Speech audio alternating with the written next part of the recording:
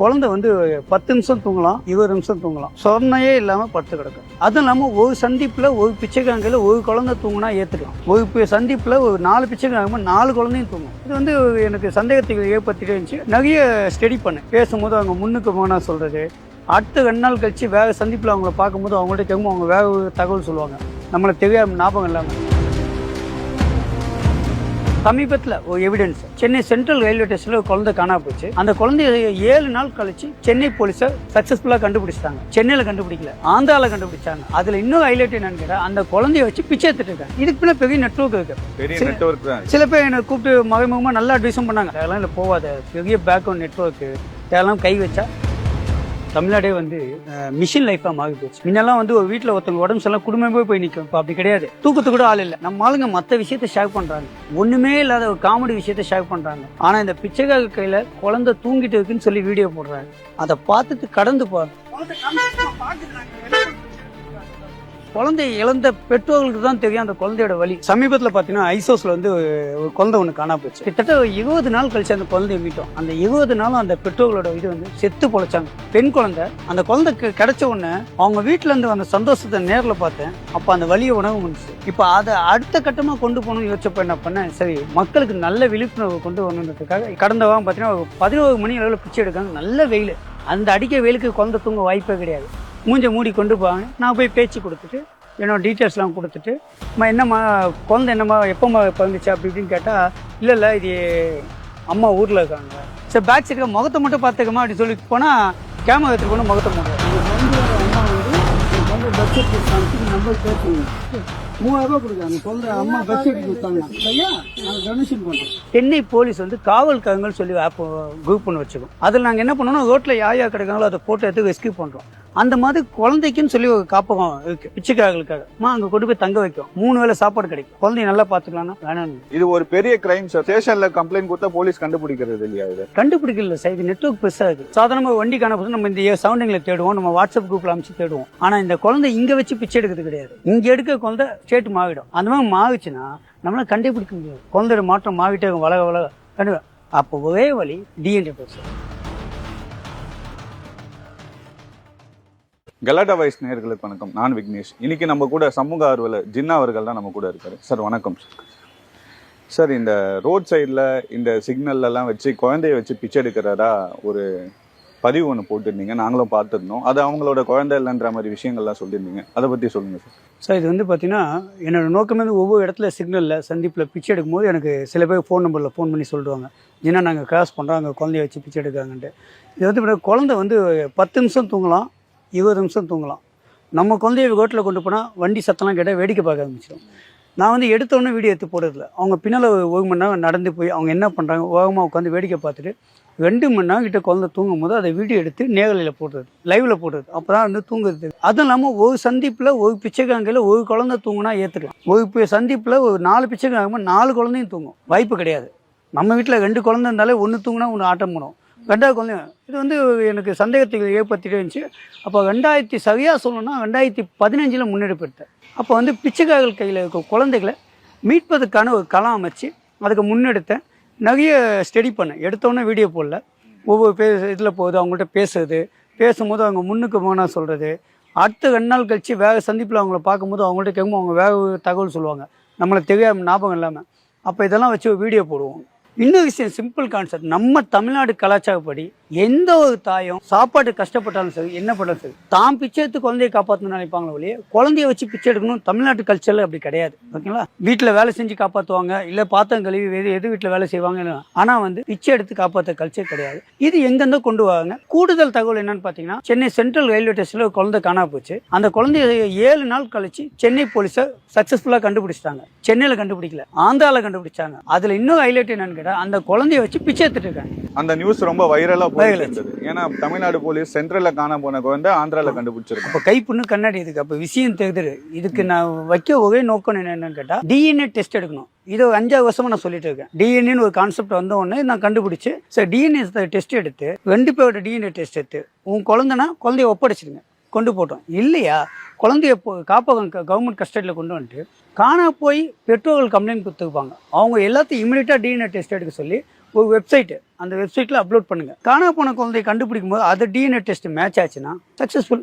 ஒரு குழந்தை கிடைக்கட்டுமே, நம்மளுக்கு வெற்றி தானே. எத்தவொன்னே சக்ஸஸ் கிடைக்காது, கொஞ்சம் கஷ்டப்படணும். இப்போ ஆந்திராவில் கண்டுபிடிச்சாங்க இல்லையா சார், அந்த குழந்தைங்க அங்கே பிச்சை எடுக்க தான் வச்சிருந்தாங்க. பிச்சை எடுக்க வச்சிருந்தது அங்கே தான், லைவ்ல தான், டிவியில் வந்து தகவல் தான் இது, நம்ம ஜோடிச்சதும் சொல்ல. அப்போ தெகுது சென்னையில் குழந்தை ஆந்திராவில் பிச்சை எடுக்குதுன்னு. அப்போ இங்கே காணா போன குழந்தைலாம் ஆந்திரா, கர்நாடகா, கேரளா, ஹைதராபாத் மற்ற இடத்துல ஏன் பிச்சை எடுக்கக்கூடாது? அவர் விசாரணையை வந்து குறுகிய வட்டத்தில் தமிழ்நாட்டுக்குள்ளே வச்சா சகிப்படாது. இதை வந்து இந்தியா முழுக்க எங்கெங்கே பிச்சை எடுக்கலாம். இப்போ பஞ்சாப் கவர்மெண்ட்டு இவ்வளோ நான் சொல்லிட்டு இருக்கேன், கிட்டத்தட்ட 5 வருஷமாக போட்டுருக்கேன் டிஎன்ஏ டெஸ்ட் எடுக்கணுன்ட்டு. பஞ்சாப் கவர்மெண்ட் போன மாதம் ஆர்டர் போட்டாங்க. சந்தீப்பில் சிக்னலில் எங்கெங்கே பிச்சை எடுக்காங்களோ எல்லா குழந்தையும் டிஎன்ஏ டெஸ்ட்டுக்கு கொண்டு வாங்க, டிஎன்ஏ டெஸ்ட் எடுக்கணும்னு சொல்லி போட்டாங்க.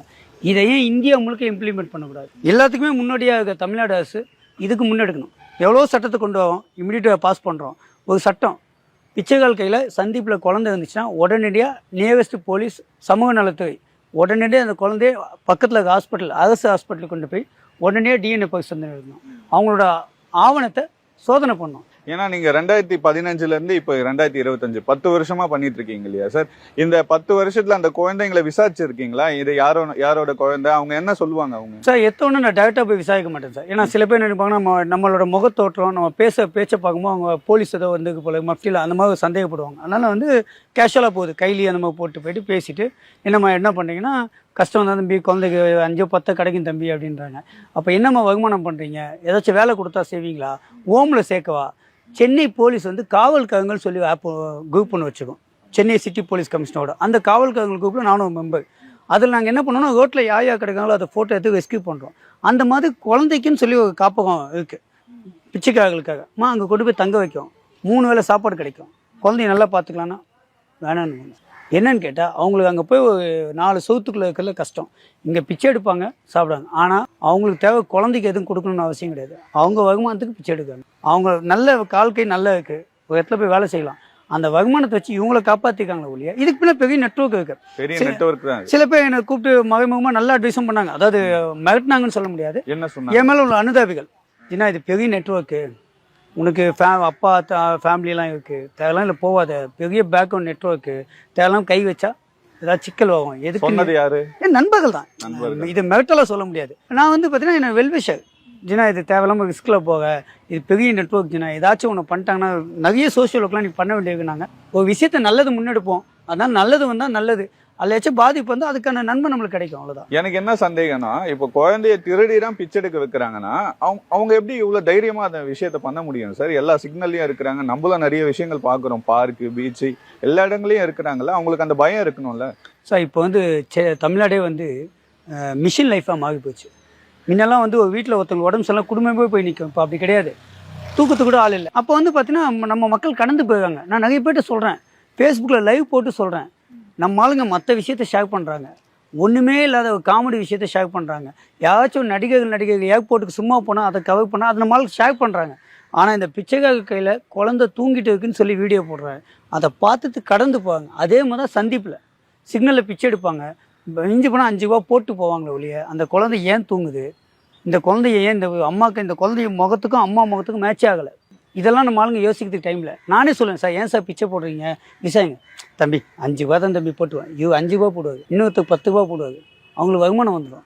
ஒரு குழந்தைய இழந்த பெற்றோர்களுக்கு தான் தெரியும் அந்த குழந்தையோட வலி. இதை நான் எமோஷனலாக சொல்லலை.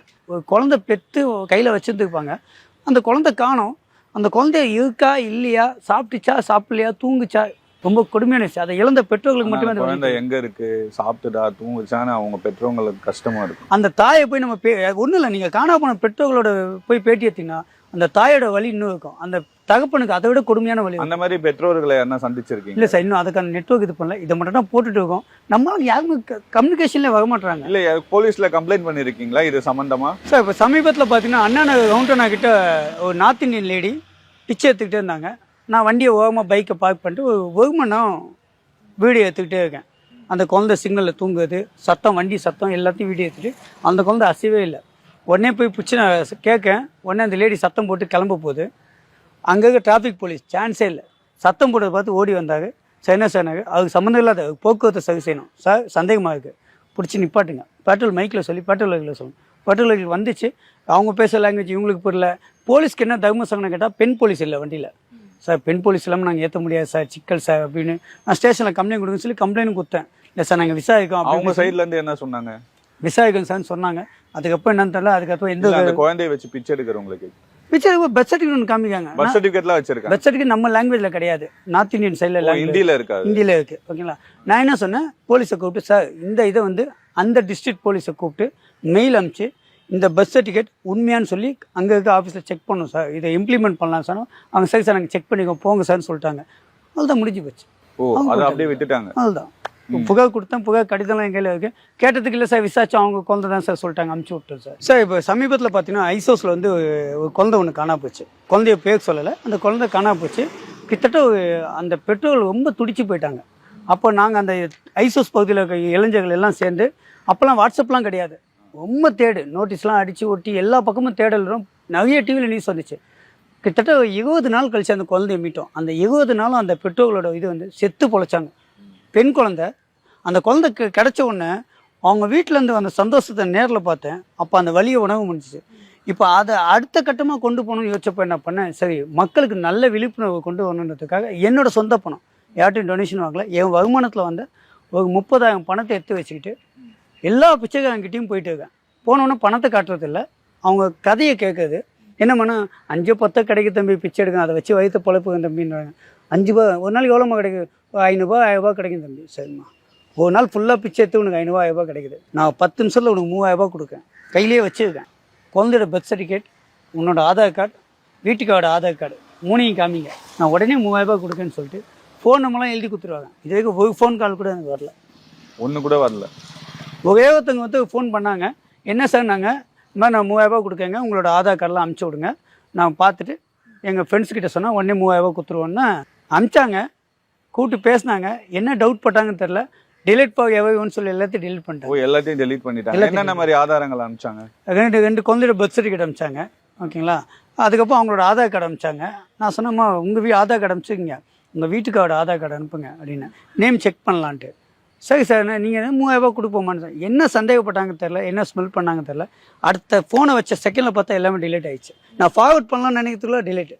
இதே மாதிரி போகும்போது மயிலாப்பூரில் லேடி கடந்த வாரம் பார்த்தீங்கன்னா 11 மணி அளவில் பிச்சை எடுக்காங்க. நல்ல வெயில், அந்த அடிக்க வெயிலுக்கு குழந்தை தூங்க வாய்ப்பே கிடையாது. மூஞ்சை மூடி கொண்டு போவாங்க. நான் போய் பேச்சு கொடுத்துட்டு என்னோடய டீட்டெயில்ஸ்லாம் கொடுத்துட்டு, என்னம்மா குழந்தை என்னம்மா எப்போம்மா பிறந்துச்சு அப்படி இப்படின்னு கேட்டால், இல்லை இது அம்மா ஊரில் இருக்காங்க. ஓ, குழந்தையோட அம்மா ஊரில் இருக்காங்க, வீட்டில் இருக்காங்க, இதை ஊரில் இருக்காங்கன்னு சொல்கிறாங்க. நான் கேட்டேன், என்னம்மா பால் குடிக்க குழந்தை, அந்த குழந்தைய விடுமா? இல்லை என்கிட்ட கொடுத்துப்பாங்க, நான் பார்த்துப்பேன். அந்த தகவல் வந்து முன்னுக்கு போனால் இருக்குது. டாக்குமெண்ட் அனுப்புவாங்க, எல்லாத்தையும் அழிச்சாங்க அதே லேடி. இல்லை, குழந்தையோட அம்மா வீட்டில் இருக்காங்கன்னா என்ன நம்பிக்கையில உங்ககிட்ட குழந்தைய கொடுக்குறாங்க, அதுவும் பிச்சை எடுக்க? இவங்க வந்து பதில் சொல்ல தெரியாமல் சமாளிச்சிட்டாங்க. ஓகேவா, நம்ம ஏதோ கேட்க சொல்லணும்னு சொல்லி அம்மா வீட்டில் இருக்காங்க வெளியே இருக்காங்கன்றாங்க. நான் கேட்டேன், அப்போ நான் ஃபோன் நம்பர்லாம் எழுதி கொடுத்துருவேன், கார்டெல்லாம் கொடுத்து 3000 தகமான்னு சொல்லிட்டு. இது வரைக்கும் எந்த ஒரு தொடர்பும் இல்லை. இப்போ சமீபத்தில் தேனாம்பேட்டில் வெள்ளிக்கிழமை அன்னைக்கு ஒரு மசூதிக்காக போயிட்டு வெளியே வர அந்த ரோட்டில் பிச்சை எடுத்துகிட்டு இருக்காங்க. மணி சுமார் 2 மணி இருக்கும், வெயில் மண்டியை பழகுது, குழந்தை நல்லா தூங்கிட்டு இருக்கு. நான் போயிட்டு பேச்சு கொடுக்கேன், ஆவடியிலேருந்து வாங்கன்னு சொன்னாங்க. 3000 தகன்னு சொல்லி ஃபோன் நம்பர்லாம் எழுதி கொடுத்துட்டு, குழந்தைய வாங்கி பார்க்கணும் ஆசையாகுதுமா, குழந்தைய குடும்பம்னோடனே அவங்க அப்படி தொட்டுட்டு இல்லை குழந்தை தூங்குது அப்படின்ட்டாங்க. சரி பேக் சைடுக்கு முகத்தை மட்டும் பார்த்துக்கமா அப்படின்னு சொல்லி போனால் கேமரா எடுத்துகிட்டு போனால் முகத்தை மூடுறாங்க, பேச கூட காட்ட மாட்டாங்க குழந்தைங்க. இப்போ என் குழந்தை பிச்சை எடுக்கும், இந்தாப்பா பார்ப்பா குழந்தைய பார்த்துக்குப்பா, ஒரு 3000 கிடைக்குதுன்னு கொடுக்க மாட்டாங்க. இதுக்கு வந்து தமிழக அரசு மட்டும் குறை சொல்ல முடியாது, இந்தியா முழுக்க நெட்வொர்க் இல்லை. இது ஒரு பெரிய கிரைம் சார். ஒரு ஃபோனோ ஒரு பைக்கோ தொலைஞ்சா கூட நம்மளால அதை எப்படியாச்சும் வாங்கிடணும் தான் நம்ம பார்ப்போம். ஆனா குழந்தைய பறி கொடுத்த பெற்றோர்கள் வந்து வண்டி செல்போன் ஸ்டேஷன்ல கம்ப்ளைண்ட் கொடுத்தா போலீஸ் கண்டுபிடிக்கிறது இல்லையா? இது கண்டுபிடிக்கல சார், இது நெட்வொர்க் பெருசாக. இது வந்து ஒன்லி ஒரு ஸ்டேஷன்ல இருக்க எஸ்ஐயோ இன்ஸ்பெக்டரோ சேர்ந்து கண்டுபிடிக்க முடியாது. இதுக்குன்னு தனி டீம் ஃபார்ம் பண்ணணும். எப்படி ஒவ்வொரு வழக்குக்கும் தனி டீம், இது வந்து பணியில் உள்ள அதிகாரி தான் நியமிக்கணும். ஏன்னா குழந்தைய வச்சு பிச்சை எடுக்கிறாங்க, திருந்த குழந்தையா இருந்தா எவ்வளவு தைரியமா அதை பண்ண முடியும் அவங்களால? சாதாரணமாக வண்டி காண நம்ம இந்த சவுண்டிங்ல தேடுவோம், நம்ம வாட்ஸ்அப் குரூப்ல அமைச்சு தேடுவோம். ஆனால் இந்த குழந்தை இங்கே வச்சு பிச்சை எடுக்கிறது கிடையாது. இங்கே எடுக்க குழந்தை ஸ்டேட் மாறிடும். தமிழ்நாட்டில் அதான் எக்ஸாம்பிள் ஆந்திராவில் பிடிச்சாங்களே, அந்த மாதிரி ஸ்டேட் விட்டு ஸ்டேட் இங்கே குழந்தை இமீடியட்டாக கேரளா அந்த மாதிரி மாறிச்சுன்னா நம்மளால் கண்டுபிடிக்க முடியாது. என்ன ரீசன் கேட்டால், குழந்தை முகம் வந்து நம்ம ஃபோட்டோ எடுத்து, இப்போ நீங்கள் உங்கள் ஃபோட்டோ நம்ம கண்டுபிடிக்கலாம், இந்த ஃபோட்டோ கண்டுபிடிச்சோமேட்டு குழந்தை முகத்தை நம்ம அசம்ஷன் பண்ணி கண்டுபிடிக்க முடியாது. குழந்தையோட மாற்றம் மாறிட்டே வளர அப்போ ஒரே வழி டிஎன்ஏ பரிசோதனை. இதை வந்து தமிழ்நாடு போலீஸ் தமிழக மக்கள் மட்டுமே, தமிழ்நாடு கவர்மெண்ட் மட்டுமே பண்ணணும்னு நினைக்கிறது குறுகிய பார்வை. தொலைநோக்கு பார்வை என்னன்னு கேட்டால், இந்தியா முழுக்க சட்டம் கொண்டு வரணும். பிச்சைக்காரங்கள குழந்தை இருந்துச்சுன்னா இந்த வெப்சைட்டில் டிஎன்ஏ டெஸ்ட் எடுத்து அப்லோட் பண்ணுங்கள். அந்தந்த ஸ்டேட் கவர்மெண்ட்டும் அப்லோட் பண்ணுங்கள். அதே கவர்மெண்ட்டு போலீஸு காணா போன பெற்றோர்கள் கிட்ட போய் டிஎன்ஏ டெஸ்ட் எடுத்து அதையும் அப்லோட் பண்ணுங்கள். மேட்சிங் பண்ணி பார்த்து கண்டுபிடிச்சி ஒரு 4 குழந்தைய கண்டுபிடிக்க வச்சுங்க சார். சக்ஸஸ் நம்மளுக்கு தான் சார். அதுவும் தமிழ்நாடு கவர்மெண்ட் கண்டுபிடிச்சா இன்னும் சக்ஸஸ். எல்லா விஷயம் தமிழக போலீஸ் வந்து நம்ம பெருமையாக பேசிட்டு இருக்கோம். சில கருத்து வேறுபாடு இருக்கலாம், பட் தமிழக போலீஸ் வந்து ஓரளவு நல்ல செயல்பாடு இருக்குது. இந்த விஷயத்தை நம்ம கண்டுபிடிச்சி வச்சுங்க. இப்போ சமீபத்தில் உடல் உறுப்பு தானத்தில் வந்து தமிழ்நாடு முதலிடம் விருது வாங்கியிருக்காங்க உடல் உறுப்பு தானத்தில். அதே மாதிரி பிச்சைக்கார கையில் குழந்தைய கண்டுபிடிச்சி பிச்சைக்கார குழந்தை களம் மீட்டல்ல தமிழக அரசு முதலிடம்னு சொன்னால் அந்த பெருமை நம்மளுக்கு கண்டிப்பா சரி. ஏன்னா இப்போ அம்பத்தூர்ல கூட பாத்தீங்கன்னா ஒரு குழந்தைய விற்க ட்ரை பண்ணியிருந்தாங்க, அதை போலீஸ் பிடிச்சி இப்போ வீடியோவில் வந்திருக்கு. அப்போ என்ன நடக்குது? அதுக்கு வந்து நார்மல் ஒரே ஒரு லோக்கல் போலீஸ் வச்சு நல்லா பண்ண முடியும். என்னன்னு கேட்டால் விசாரணை வேகத்துக்கு போகும். அப்போ தமிழ்நாடு ஃபுல்லாக நெட்வொர்க் ஒன்றுனா அதுக்குன்னு ஒரு தனி டீம் ஃபார்ம் பண்ணுவோம். இந்த குழந்தை திருட்டெல்லாம் நடக்குது தான், கண்டிப்பாக நடக்குது, இல்லாமல் இருக்காது. இப்போ நான் ஆர்டிஐயில் போடலான்னு இருக்கேன். ஆர்டிஐயில் போட்டு கடந்த 10 வருஷத்தில் எத்தனை குழந்தைகள் காணா போச்சு, எத்தனை குழந்தைங்களை மீட் எடுத்துருக்கோம், எத்தனை குழந்தைகள் இன்னும் மீட் எடுக்கலாம், அதுக்கான நடவடிக்கை என்ன, அது குறித்து நம்ம சமூக நலத்துறையிலையும் சென்னை மாநகராட்சியிலையும் நம்ம போட்டு போலீஸையும் லிங்க் பண்ணி கேட்கலான்னு இருக்கேன். கண்டிப்பா சார். ஏன்னா இந்த குழந்தைங்களெல்லாம் கண்டுபிடிக்கணும். நிறைய குழந்தைங்க பாத்தீங்கன்னா குழந்தைங்க கை குழந்தை வச்சு பிச்சை எடுக்கிறாங்க. கொஞ்சம் வளர்ந்த குழந்தைங்களாம் இந்த ஸ்டிக்கர் நோட்டெல்லாம் விற்கிறாங்க. இப்போ கொஞ்சம் வளர்ந்த குழந்தைங்களா இருக்கலாம், அதுவும் அவங்க குழந்தை கிடையாது. கண்டிப்பா இதுக்கு வாய்ப்பு இல்லை சார். அந்த குழந்தைக்கு என்ன தெரியும்? அவங்க சின்ன குழந்தைலேருந்து பிச்சை எடுத்துட்டு இருப்பாங்க. அம்மான்னு சொன்னா அம்மா தான் சொன்னோம். ஒரு 6 மாசத்துல குழந்தைய நம்ம திருடிட்டு வந்தாங்க, கொடுத்துவாங்க. 1 வருஷம் கழிச்சு அந்த அம்மா என்ன குழந்தை என்ன சொல்லலாம், அதை தான் அம்மான்னு சொல்லலாம். நம்ம கேட்டாலே அந்த குழந்தை அதான் சொல்லலாம், இதான் எங்க அம்மான்னு சொல்லலாம். நம்மளுக்கு அவங்க அம்மான்னு சொன்னா கண்டே பிடிக்க முடியாது இவங்களை. அதுக்கு வந்து ஒரே ஒரு சான்ஸ் டிஎன்ஏ டெஸ்ட் எடுத்து அந்த குழந்தை அவங்க குழந்தைய தான் சந்தோஷம். 3000 நான் கொடுத்துட்டு போவேன், எனக்கு ஒன்றும் பிரச்சனை இல்லை. கொடுக்கணும்னு முடிவு பண்ணிட்டேன். சமூக இதுக்கு சேவைக்குன்னு எடுத்து வச்சாச்சு, கொடுக்க. இல்லை நீங்களே கூட ஒரு சிக்னலுக்கு போங்க, பிச்சைக்காரங்களை கூப்பிட்டு கேளுங்க, இந்த மாதிரி உங்கள் குழந்தையான்னு கேளுங்க. நீங்கள் கன்ஃபார்ம் பண்ணிட்டீங்கன்னா நான் ஸ்பாட்டுக்கு வந்து 3000 கொடுத்தேன் சார். அந்த மாதிரி அவங்க குழந்தை இல்லைன்னா அப்போவே போலீஸில் அதை கம்ப்ளைண்ட் பண்ணி அங்கே பார்க்கணும். அதுதான் சார் சொல்கிறேன். இது வந்து நெட்வொர்க் ஒன்று பேசு லேடிஸு. இப்போ நம்ம போய் பேசி ஏதாச்சும் பேச வச்சுங்களேன், திடீர்னு வந்து நம்ம மக்கள் வந்து எமோஷனல் ஆகிடுவாங்க. என் கையை பிடிச்சி இழுத்தான்னு சொன்னாங்க வச்சுக்கோங்களேன், டாபிக் மாறி போயிடும். நீங்கள் ஜென்ரலாக போலீஸ் என்ன கேட்பாங்க, நீ யாரு செக் பண்ண, நீ ரைட்ஸ் இருக்கா, நீ பிச்சை போட்டால் போடு வேலையை பா, நீ எதுக்கு அந்த லேடியை பிடிச்சி கையை பிடிச்சிடுவாங்க. அப்போ வந்து டைவர்ஷன் வேறு மாதிரி போகும். அப்போது விழிப்புணர்வு தான் நான் கொண்டு வரணும். நடவடிக்கை எடுக்க வேண்டியது அரசாங்கம். கண்டிப்பாக சார். நீங்கள் சொன்ன விஷயத்த கவர்மெண்ட் வந்து ஒரு ஸ்டெப் எடுப்பாங்கன்னு நம்புவோம் சார். ரொம்ப நன்றி.